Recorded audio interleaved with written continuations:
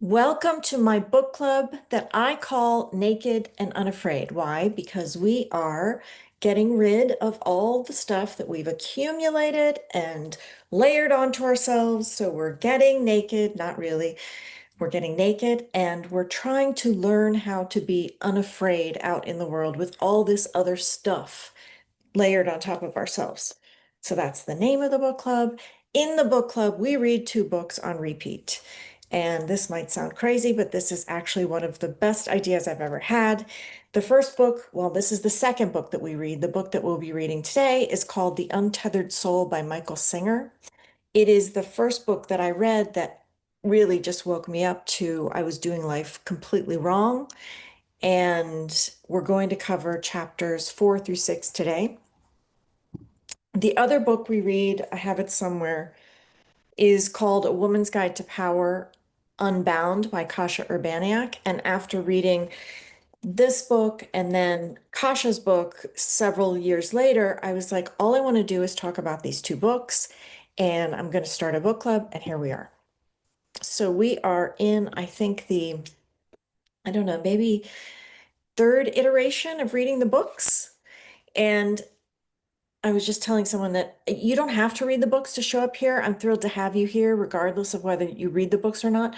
But I reread them to get ready to do this. And every time I reread them, it's like another level is unlocked inside of me. This is not easy stuff because we did not grow up understanding this. We grew up over here completely differently. And in order to rid ourselves of the stuff that we grew up with incorrectly, we need to keep reminding ourselves of this other stuff. So that's why we're here.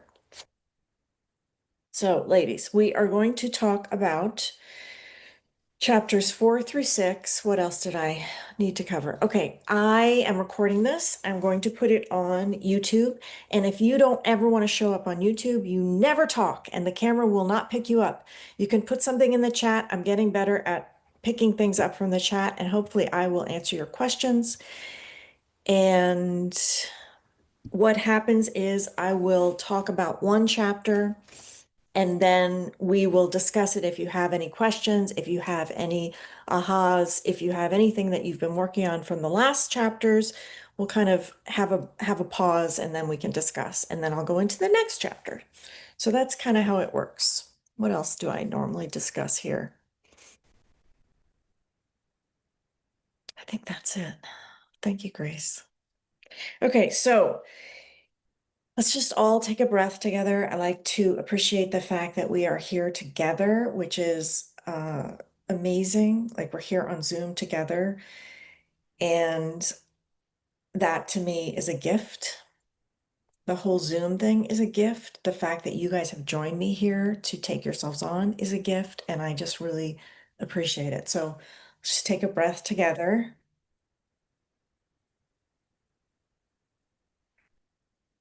and try and feel into your body for a minute. I can't right now because I'm talking on camera and I'm like, you know how you have that, you know, we'll get into it, but it's harder for me when I know that people are looking at me. It's hard to like relax into myself. So I don't know. I'm practicing. It's a journey. It's a journey. All right, last week we talked about chapters 1 through 3. Chapter 1 was the voice inside your head. So I'm just going to give you a quick recap of what we talked about, and then we'll launch into chapter 4. So chapter 1 was the voice inside your head, and he says that there's this voice that is incessantly talking to us inside our head, and he says we are not that voice. This to me was a huge what? I'm not the voice inside my head. It's still hard to wrap my head around, but I've started to divorce myself from that voice. It keeps talking and I don't have to listen to it. I don't have to identify with it. I am not that voice. I am this thing back here that is watching me watch that voice or try not to watch the voice.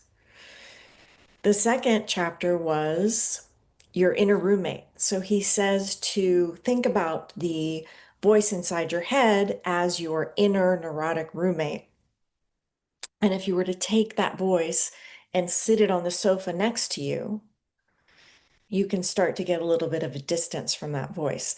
And if you put it on the sofa next to you and it's yapping at you and saying all these awful things, you think about, well, if I had a friend that was talking to me like that, or if I had a financial advisor that was giving me this advice that was like 80% of it was wrong and it kept changing its mind, why would I want to hang out with that friend? Why would I listen to that friend? So it's just more reinforcement on we're not that voice and we don't really have to listen to it, which made me feel really good and happy whenever I can remember it. I often forget. Okay, the third chapter was who are we? So when I tell you who I am, I tell you that I'm Carrie Mater. Hi, I didn't say that at the beginning. And I'm 58 years old and I'm married to Rod Mater and I have two children. But is that really who I am? Am I those descriptions of myself? Am I a 58-year-old woman? I mean, when I was 10, was I the same person? So he starts to kind of unravel this, I can't think of the right word, association, what do we call it? When we identify with, I identify with the fact that I'm a woman. I identify with the fact that I'm 58. I identify with the fact that I am married to my husband. But I don't have to be any of those things. What if I was not married to my husband? What if I had a sex change operation? What if I was 10 years old? I would still be myself. What if my name, I decided to call myself Carolina? I would still be myself. So he says that it's important that we just keep asking ourselves, who am I? Because we get really, really stuck in identifying with all of this. And that keeps us kind of stuck in thinking we are all of this instead of we're this soul back here that is just watching all of this happen, which then kind of frees something up. So I don't know if I felt that right there when I said it. Okay, so those were chapters one through three. Boom, boom, boom. Very, very difficult chapters. And did you guys have any like ahas or any thoughts or any questions about those three chapters before we move on to chapter four? Oh, awesome, Grace. You made other people rearrange a meeting so you can join us. Yay! Every week Yay! Thank you for joining. Thank until you. future. Um, I'm getting, I get a lot of mileage out of re reorienting to myself as a field, not this body, but like the field that this Yeah, body arises in, the field that this voice arises in, the field that these identities, all those identities that you mentioned, I've come to this place where it's not about eradicating the identities, but letting right. them be fluid. Yeah, So like you say, I'm not those things, but those are moving through me. You say your role as a mom. It's like, well, that's moving through me right now. Or, yeah, you know, it, and I feel something let go when I do that. It was very disorienting at first, yeah, but I just think of myself as, I don't know, people talk about like we're multidimensional beings. So, and I was like, well, I don't know what that is. And after a couple yeah, of years, it's like, well, exactly. I'm the field. I'm the field that this all arises in, which seems to be even more uh something more than awareness, like I'm awareness or I'm the observer or whatever. It's like I'm just part of the universe where this shows up. I'm a node, I'm a portal. I Yeah, don't know.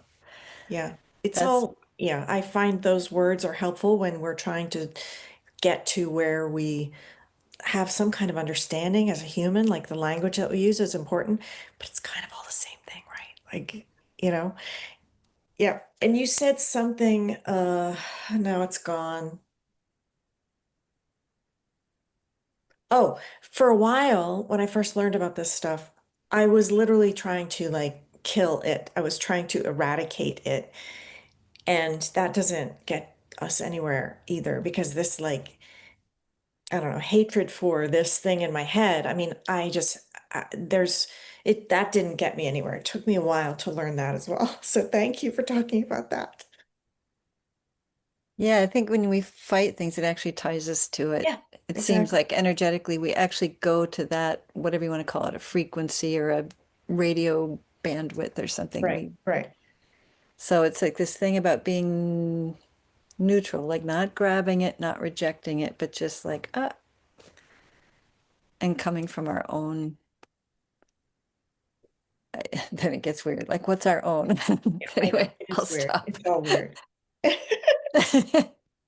I think I was just so angry that I had been, we're the way we're raised is to believe that we should identify with our bodies and the way that we look and the way our names and the fact that I'm in the 10th grade or whatever. Like we're so stuck to that. And so I think when I first learned about this, I was so angry with that I wanted to just like eradicate it. I was like, went after it.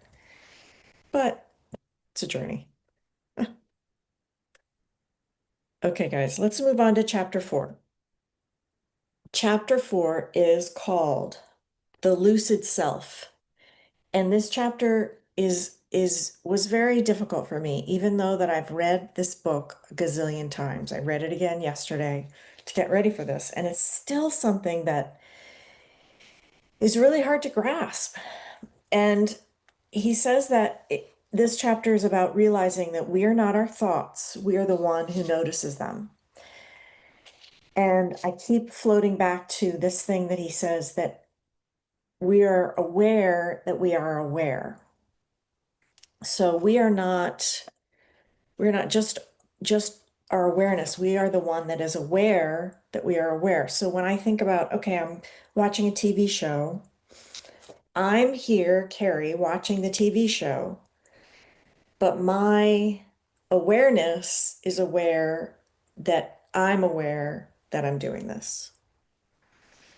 So if I can pull myself out of that TV show and then also pull myself one step further back and say, oh, my brain is just doing this right now. So I'm aware that I'm aware. And nobody ever taught us to focus. Like we were never in a classroom. The teacher didn't teach us how to focus. We just knew focusing was something that we just understood. So our awareness can totally focus in on one thing. And that's what happens. I get focused on the fact that I'm a 58-year-old woman. I focus on the fact that I'm married to my husband. These are things that I direct my attention to. I focus on the fact that my husband just pissed me off, and my awareness goes there. We focus our awareness on something, and he's telling us that we have the power to not do that. What? It's crazy when I first thought about this. And then he tells us that we can practice saying hello in our brain, and he asks us to do that. So let's just do that for a second. Let's all just say hello in our brain and say it a couple times to ourselves, and we can notice that we're doing that in our own brain. So we're aware that we are making ourselves do that in our own brain. And that noticing, that's us.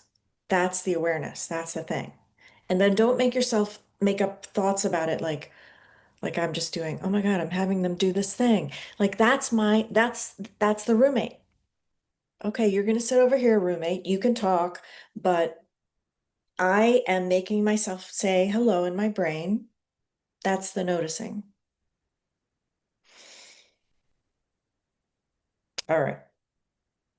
And the problem that we get into is we forget, just like I did right then, we forget that we are the one that is watching. I'm the one that is noticing that my brain is saying hello.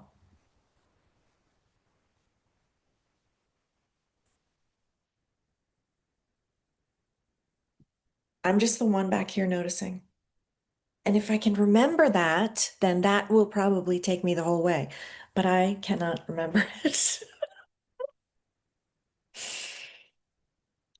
And he says that, we've all learned how to meditate in one way or another, but sometimes we listen to somebody walking us through a meditation. Sometimes we focus on our breath. Sometimes we focus on a mantra. And he says that, meditation in that way is all really great, but real meditation is focusing on the consciousness, on the awareness, is like a circular focusing on that noticing. I can't do it. I don't know if you guys can, but I can't do it. He says when we can get there, then we can really, it's we did it for a couple seconds there. Like I felt it for a couple seconds there, but if you can stay in that state and practice that, that gets us to be able to practice it more in real life. And it's just all about practicing the stuff, practicing the noticing. And the more we practice, the better it gets, the easier it gets for us. Okay, what else did I write? And then he said at the end of chapter 4, he brings back Ramana Maharshi's question, who am I? And he says that the point is to keep asking, not that we'll ever really get to the answer, but to get underneath all of the false stuff. So when I want to say, I'm married to my husband, I'm 58 years old, the who am I is not any of that stuff. And if I keep asking, eventually I'll get to something that's further back than this. So that's kind of the end of chapter 4. Not kind of the end, is. I'm just going to check the chat. And if you have any questions or ahas from this chapter, I found this chapter really hard. So just if you're finding it hard, hi. Yeah, Flory says it's so easy to forget who is the tinker of the thoughts. Yeah, watching a sunset is meditation because you're involved in what you're watching and you're not judging it, you're just enjoying it. Absolutely. Yeah. Who am I, the decoder ring? I wish there was a decoder ring, Grace. I wish there was. There isn't. I have not found one. It's us. Like we are the decoder. All right. I've been listening to someone that feel like has taken the, when you're saying, oh, the challenge and like we keep practicing, we keep trying, and I feel like the way she frames this has helped me just, and to sort of give credit, her name is Jacqueline Hobbs. Um, she just really refers to it as hanging out with yourself, Yeah. like not devaluing meditation, but like that's a different thing. And Yeah. she'll even just say like for a while she was saying just feeling you, and then she was like feeling the feeling of you, and now let that go, which reminds me of just that what you're saying, like I'm watching the TV and then I'm aware that I'm watching the TV. But just like not making it something to strive for or Yeah. search. It's just, I mean, she just says every day, hang out, take some time, hang out with yourself where you're not doing anything, you're not thinking about things, you're not meditating, you're not being mindful, you're just tuning into what is this, like me as a part of nature, what is Right. that? And Right. just, but no answer, just experience it. And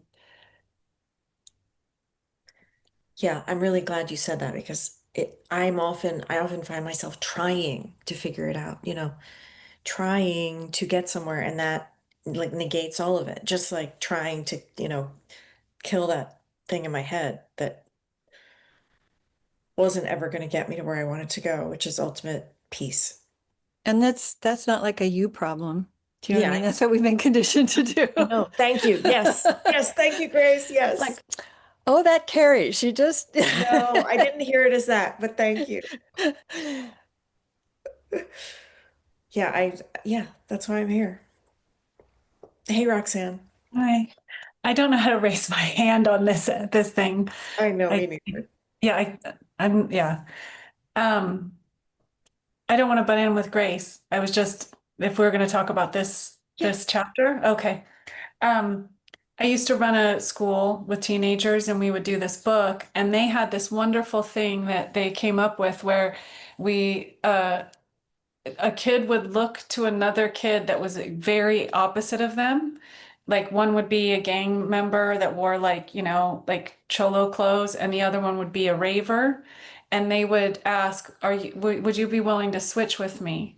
And then they would go and they would switch outfits. And Wow. then they would spend the day going, who am I? Who am I? Who am I? And that when they were doing this, they got a lot of like support from other people, and the other kids would ask them, but it was this incredible thing where they would see how other people would see them. And then they would notice that because they were dressed so opposite. And then they would watch their friend that was dressed differently and asking consistently like, oh, who are they if they're showing up like this? And then it was this wonderful thing because then they would always they would come to some sort of value within themselves. Like who am I if I'm not a daughter or a this or that or that? And they would come back to, well, I think I'm always going to love popcorn and I'm always going to be generous. And it was this really incredible way of doing it. So I just wanted to share I that. love that. It's so awesome. I mean, I can't even imagine a whole day in somebody else's clothes and looking like something different from yourself that you already have some kind of judgment around, and just having to come back to who am I? Like that must have been really, really powerful for those kids. That's so amazing. Well, and then to be able to see their own armor is what they were, they would be like, this is the armor I put on, or this is the cloak, or this is they would come up with these names, and then they would be seeing their dressed up self in somebody else. And then it would be and creating the thing. Anyways, with me, I sometimes will put on different clothing and ask myself, who am I? Who am Yeah. I? Who am Yeah. I? And a lot of it is this mirror, like, yeah, Yeah. how other people see us. I'm trying to figure out how I would do that using AI. I'm really thinking that now, like how I would create a, but it still wouldn't be me because then it would be a picture of me. I don't know. Because I think it would be really fascinating. Like I often feel, like this guilt for being a white woman who has money. And Mhm. I often feel like if I could put myself in a black or brown person's body and I could walk through that, I could have a better understanding.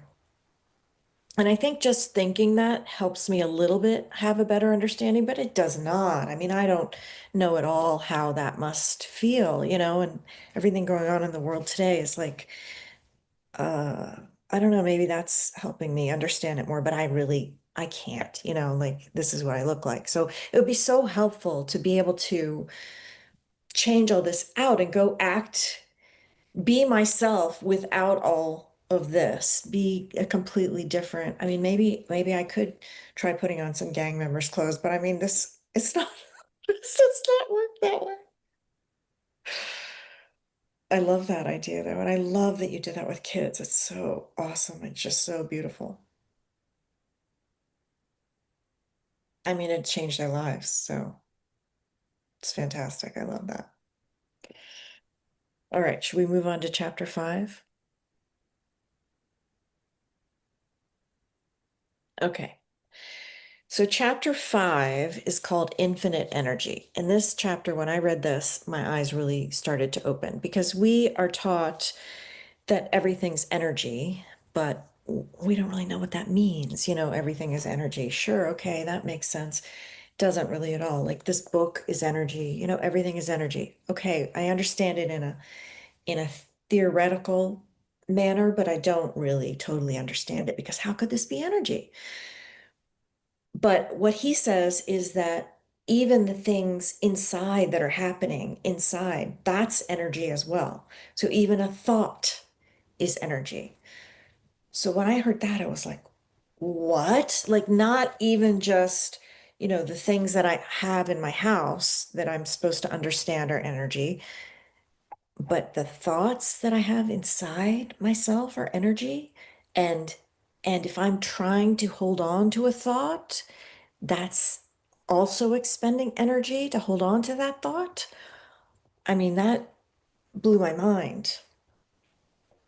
And then he says that energy is this thing that is naturally flowing in us all the time. And the reason it doesn't flow is because we've blocked it. And when I learned that, I was like, what? This is insanity.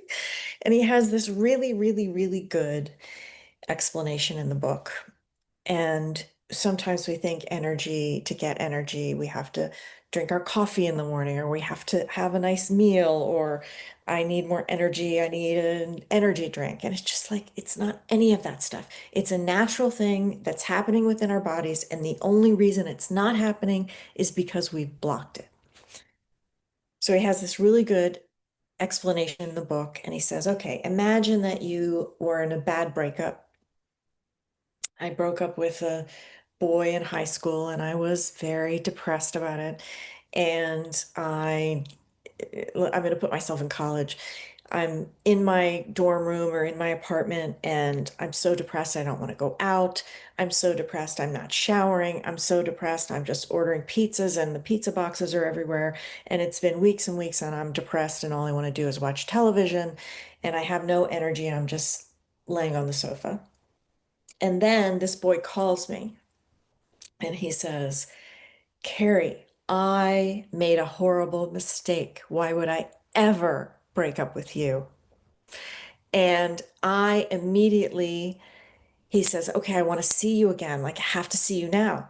And I've been comatose on the sofa for weeks, and the apartment is crazy messy. And instead of, just laying there, I jump off the sofa, I go take a shower, I clean up the apartment. I have this energy.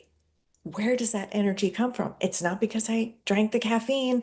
It's not because I had some more pizza. It's something that happened that made me so ecstatic that I just boom, boom, boom, the energy unlocked and started moving. So that really, when I read that and he has a breakup with a girl, but my breakup with a boy. When I read that, it was like, yeah, where does that energy come from? It's certainly not anything that I've done. It's an event that happens and then the energy flows, right? So we're meant to have that energy flowing all the time. So why doesn't it flow all the time? It doesn't flow all the time because we close. Something happens that we don't like my boyfriend broke up with me. Someone says something that I don't like my husband said something to me, I close. We shut down and we close. And the nice thing to know about we close is that it's a habit and we can break a habit. We do not need to close. And we can actually start a habit of keeping ourselves open. So when I read that, I was like, okay, I mean, it's a habit. It's a habit. We can all change a habit. It's not easy because it's a habit I've had for 58 years, but I certainly, certainly, certainly can change a habit. We can train ourselves to stay open. It's not easy, but we can do it. So he says that we can learn to stay open no matter what. And we close when we don't like something. We close when something happens to us that is uncomfortable. And he says that it's all about our preferences. And I like these things and I don't like these things.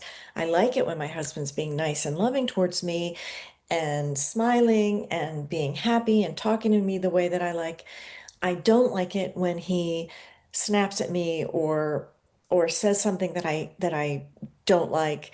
And so when he does this, I have a habit to close.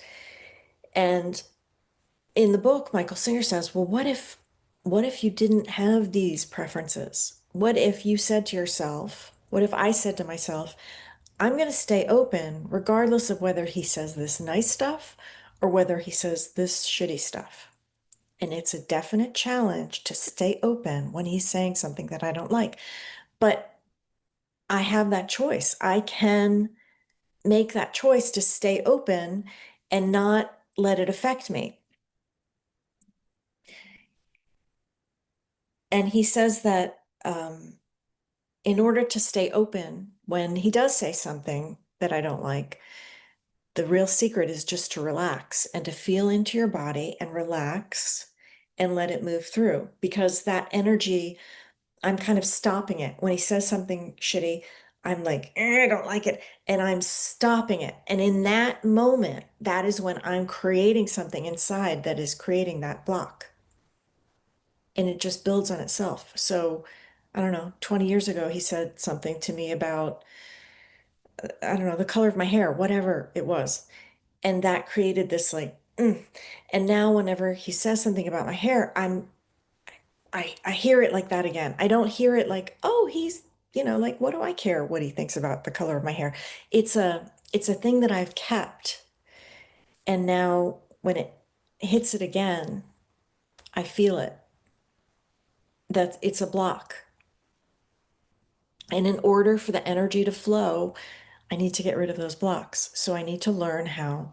There's me again saying I need to do something. But in order to get rid of the block, it is literally just relaxing through it and letting it feel uncomfortable and letting that energy happen and go so that it can flow in me the way it's supposed to, the way we are designed to flow in me cleanly. And he says that the more we stay open, the more that the energy flows, and eventually the energy, so we work diligently at relaxing when it's not comfortable, at letting those things come up and leave, at becoming more open. And the more we practice that, the more the energy flows. And the more the energy flows, the more it naturally just starts to, it's so much in us, it naturally starts to flow out. And then we start to affect the people around us. And I know we've all met people that are just so bubbly or giving or in service to people that we are like, wow, like that. I mean, you can just feel it when you're with somebody like that.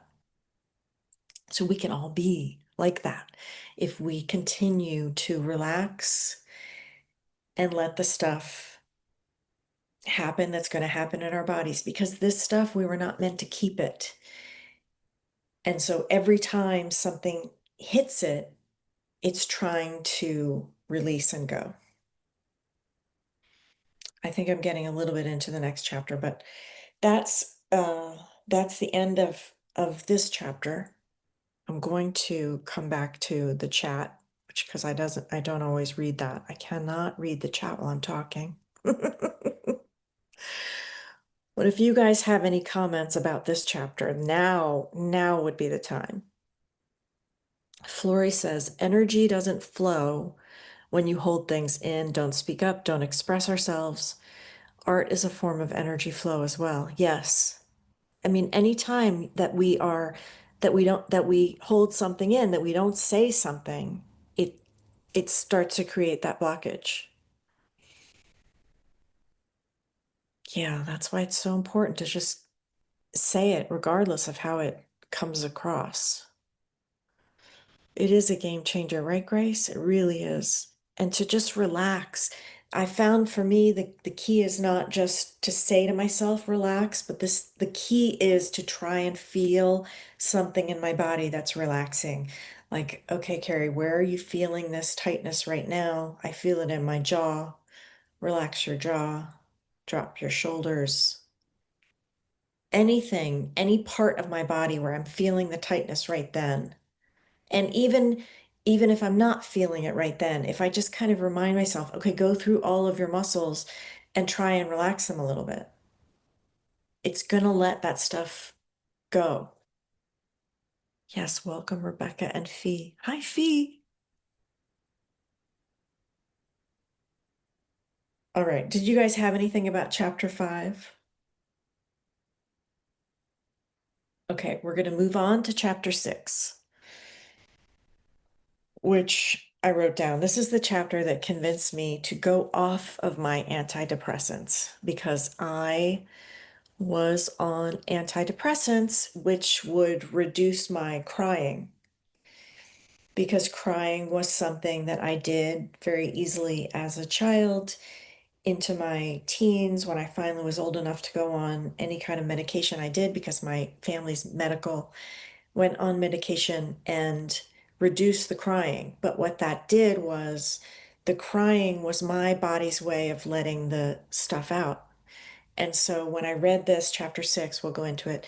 When I read this chapter, I was like, maybe the crying is my body's natural way of letting it out. And maybe the antidepressants, by cutting off that natural way of it happening, were helping keep everything inside. And when I thought that, I went off of them. And I had been on them for almost 40 years.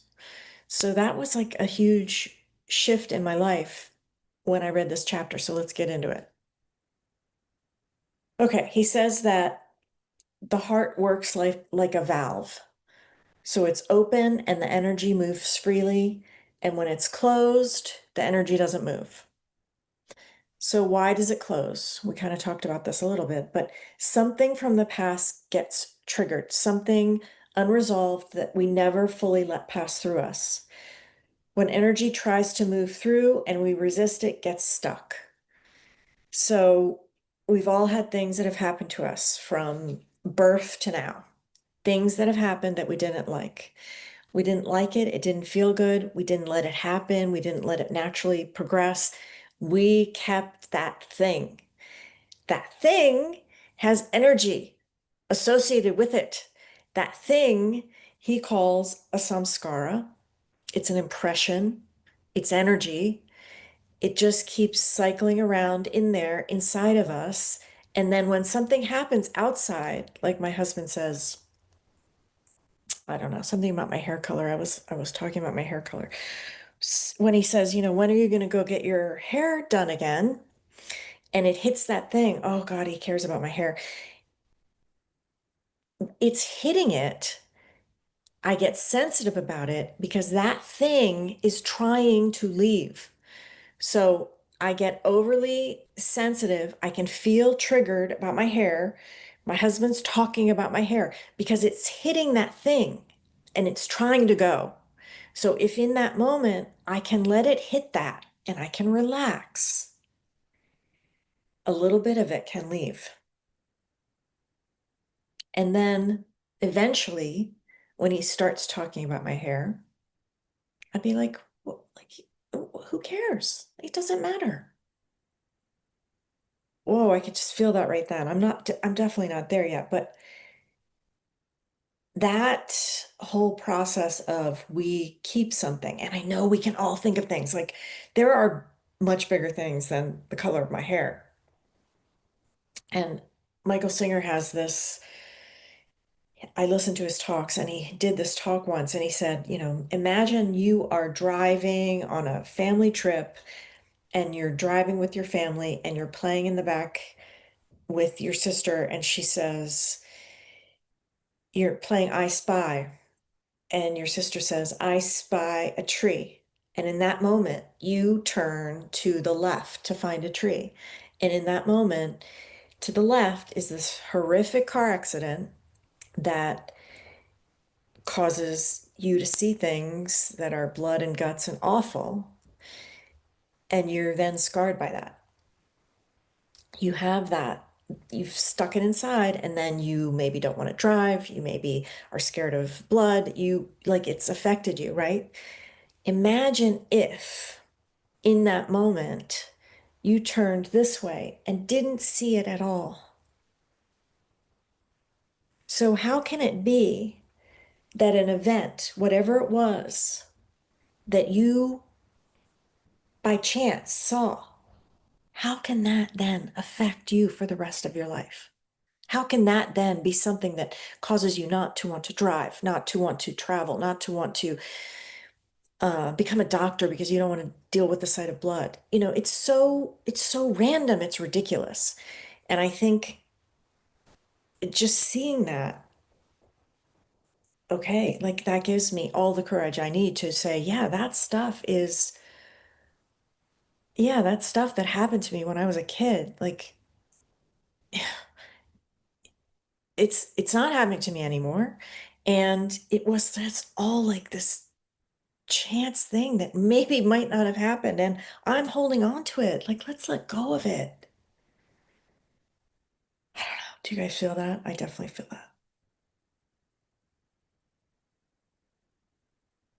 Okay.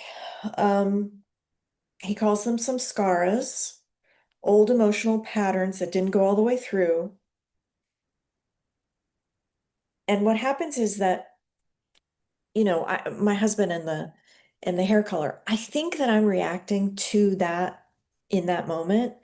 But what I'm really doing is it's pulling all that stuff up from before. And so if I ever feel like I'm being defensive or overreacting, it's because I've stored something. So that's kind of my own little key. Am I being defensive? Oh, I'm being defensive again. I've maybe stored something. And we don't have to know what it is. Like that's also another secret. We don't have to get to, yes, it was this car accident. Or, oh, it was 10 years ago when my husband said this. We don't ever have to know it. We just have to feel it and start relaxing around it, and it's going to go. That to me was also really, wow. Like, I don't have to get to the bottom of it. I don't have to understand it. I don't even have to know what it was. That was really freeing for me as well. Okay, let's see.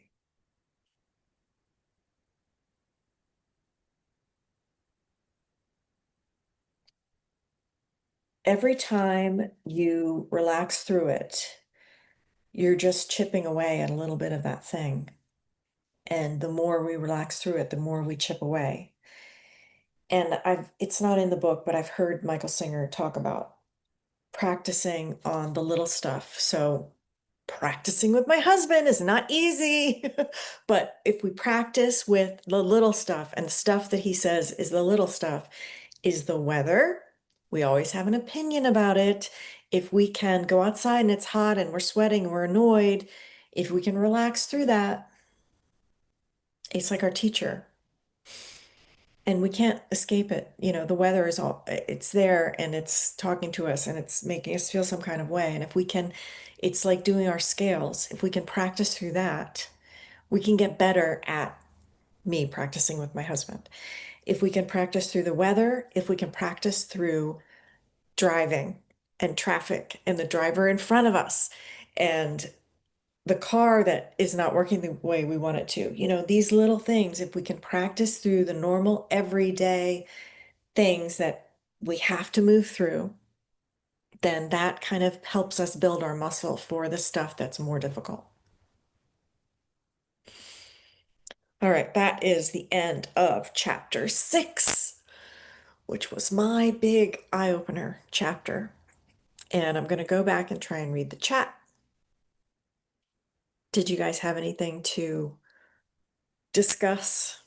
Yes, Grace, that example is a real eye-opener. When he says that in his talks, I am like, wow. Because yeah, life is this thing that just happens and we just happen to see over here instead of seeing over here, and it affects us, and it should not affect us in that way. Yeah, I love that. Flory says breathing with intention is an energy mover. Yes, deep breathing unlocks. It does, right? Yeah, there are also these breathing practices that are super helpful. I don't know if you guys have ever done anything like that. There's something called huff and puff. I think that's what it's called. That totally moves stuff. But I've also learned that you really can't yeah, you can do these kind of breathing practices or whatever other breathing practices there are, and you're going to feel really good afterwards. But I think that Like there's a there's a method to it. Like life is going to bring us stuff that is going to hit that exact stuff that needs to get hit, and it's going to release. And we can do the breathing practices and we can do the meditations, but if we come out of them and we still have all that stuff and nothing is gone yet, then it's really kind of just a nice experience, right? I mean, it is nice and it feels good when we're in there. But I want to, like, when I first learned this, I started like literally running towards the stuff that was bad because I wanted it to get hit. That doesn't work either. Just as an aside, I wanted it to hit everything so I could get rid of all of it, like all at once. That's just not the way it works either. But that is the end of chapter 6, ladies. Did you have anything else? Yes, feet. Welcome. Welcome. You made it. Thank you. Yes, I made it, and I apologize for being late. I had a medical appointment, so I got home late. Happy But to have you. actually, thank you. You know, when you said, my husband might say something about my hair, and my hair is not the most important thing, might not be the most important thing at all. It just hit me, just like, yes, it may not be, but that very moment when he said it, to you, that might have been very important. They're just like, okay. Sometimes people say something, and then I don't feel good hearing that, whatever it is. I just hear it as a criticism. And then I say to myself, well, but that's not really the most important thing in the world. People are starving, blah, blah, blah. And I suppress how I feel or how I want to express myself. And it just kind of ties back to how we suppress our energy, our livelihood. I just wanted to put Yeah. it out there, whatever It we're is. dealing with, it's probably not the most important thing on the planet, but to us, as we experience it, it might be at the moment. Yeah.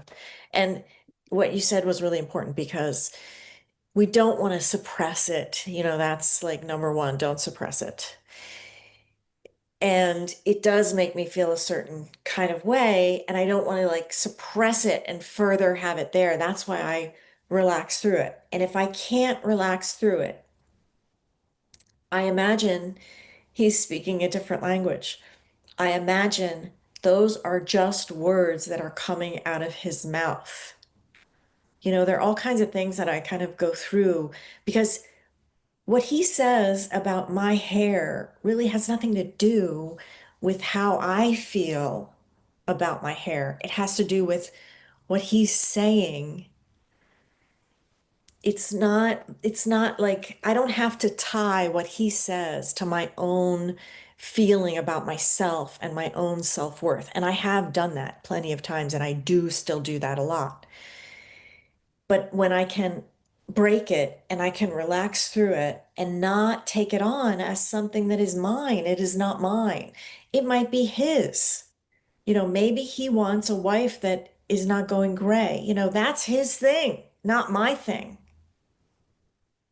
I don't have to take it on as mine. And when I can do that, I can't always do it. When I can do it and when I can relax through it, I get stronger, Fee. I just get stronger. Because what he thinks has nothing to do with me. It has everything to do with what he thinks. Maybe he's feeling like, oh shit, I'm getting older, so I need her to look a certain way. And that has nothing to do with me. It has everything to do with him. So when I can remember that, and I cannot always, but when I can, I feel a whole hell of a lot better about this and what it does. And oh my God, the way I look is so important to me. Like I'm overly uh obsessed with the way I look, and I mean, as I get older, I'm trying to release it, and I am releasing it. I am releasing it. It's not easy. It's not easy. But it's just the way I look is not me. Like I keep coming back to that. And I'm saying that right now, like being on camera, totally. I know I put on eyelashes today. You combed my hair back. I looked at what I was wearing. I looked at it, look okay. I mean, I have more wrinkles now I mean, I'm getting older. That's what happens, right?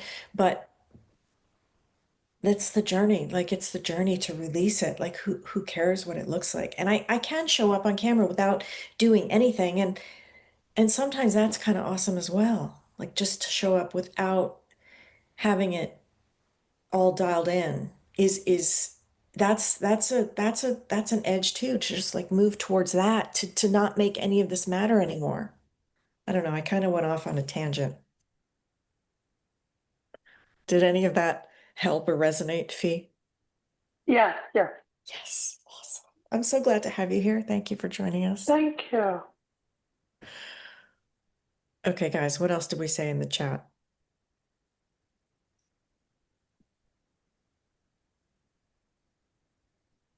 Okay, Roxanne, it's problematic that he says that everything is energy and then discounts that witnessing a horrible accident is just seeing it. Yeah, those are probably my words. He says to let it move through. But yeah. But you can see how if you were to let it move through, it wouldn't affect you, right? Like you wouldn't store it and keep it and have it as this thing. And we can all think of horrible things that have happened to us that were like literally impossible for us not to store. But if we can think of it as just a moment in time, something that happened to us, we can easily get Well, rid of it a little bit the easier. work is a lot deeper and a lot more extensive to get to that point where you can think of it of just a moment in time. Yes. I've been in treatment for PTSD for 10 years, and until I found the person, the practitioner that understood what I went through and we could process the information, and then I finally came to understanding that yes, that was back. It was a moment in time. I came out of it. I don't have to carry it with me every day. I don't have to react to it every day because it's not what's defining me. But that's not something that you can go through just thinking about it one time or breathing through it. That's a Right. lot of work. Yeah. Yes. Yes. And I think he doesn't say that in these chapters, but I think he's just like uh leading us to it is a lot of work, Flory. It's totally a lot of work. And for me to say, yes, just relax through it, I can see how that is like, okay, really? Like seriously, I'm just gonna relax and that's gonna go away. No, it is a lot of relaxing, a lot of work, a lot of years moving through that. Yes, it is. But he's also getting us to the point where he's trying to have us presence, that us being here right now in this moment with all of you wonderful people in a Zoom room is like, this is it. Like, this is the thing. And if we are focused on what happened in the past, we cannot be enjoying this right now, right here. I think that's what he's trying to. Absolutely. Yeah. He's giving tools, and tools Yes. need to be used in the process. Yeah. So the book itself is a tool, and Yes. everything else in the book, they're tools. So yeah. Yeah. Yeah, absolutely. And the fact that we're here, those are tools, and both tool and practice. So thank you Yes. for doing this. Yes, you're welcome. And thank you for showing up. Like literally the fact that we show up, the fact that I keep reading these books over and over again, and I have this commitment to be relentless with myself to get rid of all this stuff so that I can have that free flowing energy and I can show up and let it just flow through me and feel that joy all the time. And I can maybe someday affect other people with that joy that is flowing through me. That is the goal. That is like a goal for me. And so I so appreciate my own relentlessness. And then I so appreciate you guys showing up to work on yourselves in this kind of way. And for me, like this is kind of it.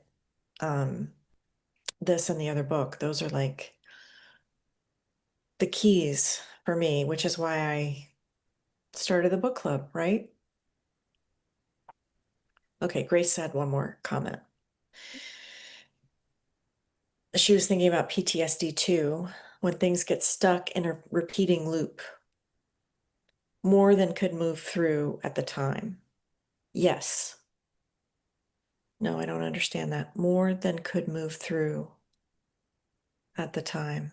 Like what happened in that moment was more than we either had the capacity Yes. and or the support, because a lot of times, like you think what happens with the kid, they talk about with kids, like if they see a school bus accident and they don't have a way to process that, but Right. like if they have the room to just keep talking about it to their family or their whoever until they're done, it moves through Yeah. and they don't have PTSD. They don't have, that's what they say anyway.